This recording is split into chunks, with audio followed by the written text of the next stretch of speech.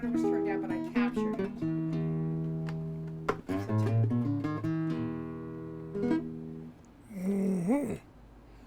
So, can we talk about Brownie McGhee and Sonny Terry? When did you first tell? Because this is the work for which you're nominated. Yeah, get on board with Ry Cooder. Tell our viewers who haven't heard it yet a little bit about that nomination. What is it about? What inspired it? What set it up? What is it? Well, that the how all that what's the mechanism? You know, the mechanism for nominations. I don't know how that works. I know that it's definitely a thumbs up from my peers and from our peers, and it's exciting to be recognized. We're a couple of pretty well grown folks. We're well baked, and we've been out of the oven for a long time, and we hadn't played together for many a year, and in the last I don't know 3 to 5 years we actually probably it's like about 5 years we had reconnected, and not unlike bromance kind of like a way, but guys had known one another for a long time. And I'll say this and then move right on. The reason that I came to California was because of Ry Cooder. Definitely, I had heard him. He had taught some guy how to play. Not some guy. He taught a guy named Jesse Lee Kincaid how to play, and I heard Jesse play, and I was astounded by the sound of the great music that I'd heard. People like Blind Boy Fuller and Gary Davis and many others play. And I said, well, where'd you learn how to do that? And he said, I took some lessons from this guy out in California. I said, well, wow, you think you'd like to, we were back east. I said, you think you'd like to be in a band? And he said, I said, well, let's get him out here. And he said, well, he's 17 years old. I said, 17 years old? Well, we're going to California. And that's what happened. But anyways, here we are 57 years later, and it's an incredible amount of music both of us have put out. And talked to Ry, and he had an idea about something. We thought about it. We hadn't seen each other or played together like in a long time, 57 years. So we sat down. I came down to Los Angeles, and we sat down, and he said, well, maybe we should get together and see what we got, And so we played. We just played for a few days. And no thought about doing something. I'm coming down there to do it. And we played and really enjoyed each other's company. And we could tell from both of us. I didn't hear Ry say this, but I could tell that we both recognized each other's maturity and knowledge of the music and whatnot. And then I came back up here, and he. Got in touch with me again and said, what do you think about, he says, I was out watering my plants. And he said, I thought about it. And what do you think about, he said, it's got to be about something. He says, I would like to really do something, but I'm trying to think of what it was. And so he got the inspiration while he was watering the plants that we should, do this Brownie McGhee and Sonny Terry get on board, which they had done years ago. And of course, we were not going to slavishly reproduce Brownie and Sonny. Believe you me, if we wanted to, we could go there. But that wouldn't really make much sense. So the two of us, got in there and started playing. And what you hear is what you get. And I thought I was going to have to do things over and whatnot. And really, listening to it back, I listened to some more of it this morning, and I just like it. It feels real, and you can get in touch with it.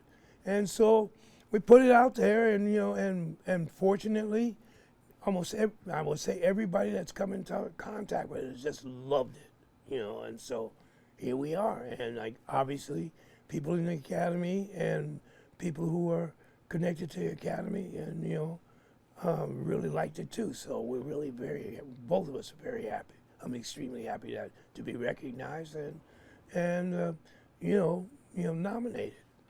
Do you mind telling those folks who may not know a little bit about Sonny and Brownie, who they were and when you first Heard them, yeah. Well, Brownie McGhee and Sonny Terry, I think I heard Brownie and Sonny as a part of Harry Belafonte's tours, and I heard about them, and then I heard that I think they played in, I think Sonny played in a stage play called Finian's Rainbow, where he played harmonica in that. He was part of the cast, and many of the songs I had heard, from different kinds of people. If you lose your money, learn to lose, and cornbread, peas, and black molasses. Jump down, turn around, spit, pick a bale of cotton, and from different sources, and both in culture and whatnot. But then, I started going to the University of Massachusetts in like '61, and at that time a lot of folk music was happening, and I found that Brownie and Sonny were playing a lot in coffee houses, and they were someplace I could go. So I started going to see them in regular places all around, and just enjoyed them. And for a duo, harmonica and guitar, those guys, there isn't a duo that's any better than them. Well, for what they do, harmonica and guitar. Because Memphis Minnie and Kansas Joe McCoy are pretty tight too. But anyway, yeah, it was really exciting for me to see them and hear their music and realize they were carrying on this tradition. And then I was able to find their records. You had to search. They weren't like in the record, regular, commercial record bin. You have to get out there and find it. And then around colleges, you would have these kind of record stores that would have those, folk records and, international and Caribbean, African, this kind of stuff like that. So you got a chance to hear and see. And then these people were coming through the universities, and like I say, and then occasionally there'd be some kind of folk music show, either on the radio or television, and those guys would show up. What's super cool about it, is the idea that it's this wonderful tribute.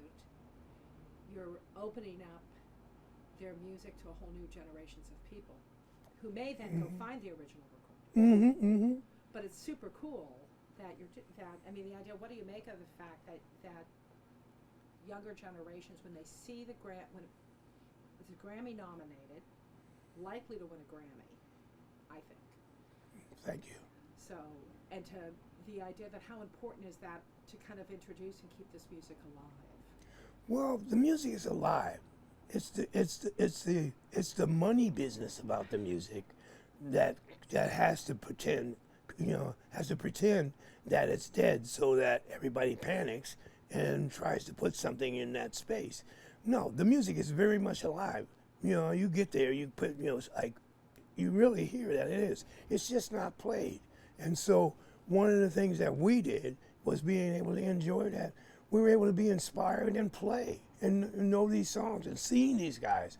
I know it's not like both of them, we knew them from a distance. I know them up from close up.